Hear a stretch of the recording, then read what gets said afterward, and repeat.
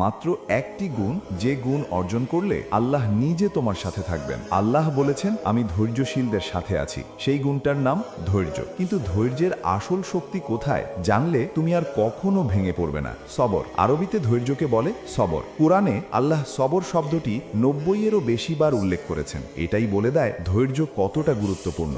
ধৈর্য 3 ধরনের। প্রথম, আল্লাহ আদেশ মানার উপর ধৈর্য, নামাজ রোজা কঠিন মনে হলেও ছেড়ে না দেওয়া। দ্বিতীয়, গুনাহ থেকে বিরত থাকার উপর ধৈর্য, নফস যখন টানে তখনও না বলা। তৃতীয়, আল্লাহ ফায়সালার উপর ধৈর্য, বিপদ আসলে, অসুখ আসলে, ক্ষতি হলে আল্লাহর ওপর ভরসা রাখা। নবীজি সাল্লাল্লাহু আলাইহি ওয়াসাল্লাম বলেছেন, মুমিনের বিষয়টা অবাক করার মতো, তার সব বিষয়েই কল্যাণকর। সুখে থাকলে শুকরিয়া আদায় করে, এটা তার জন্য কল্যাণ। দুঃখে থাকলে ধৈর্য ধরে, এটাও তার জন্য কল্যাণ। আল্লাহ বলেছেন, ধৈর্যশীলদের তাদের পুরস্কার দেওয়া হবে বিনা হিসাবে। বিনা হিসাবে মানে গণনা ছাড়া, সীমাহীন পুরস্কার। যখনই কষ্ট আসবে মনে রাখো, আল্লাহ তোমার সাথে আছেন। ধৈর্য ধরো, পুরস্কার আসছে। ভিডিওটা শেয়ার করো। আল্লাহ আমাদের সবাইকে সবর দিন। আমিন।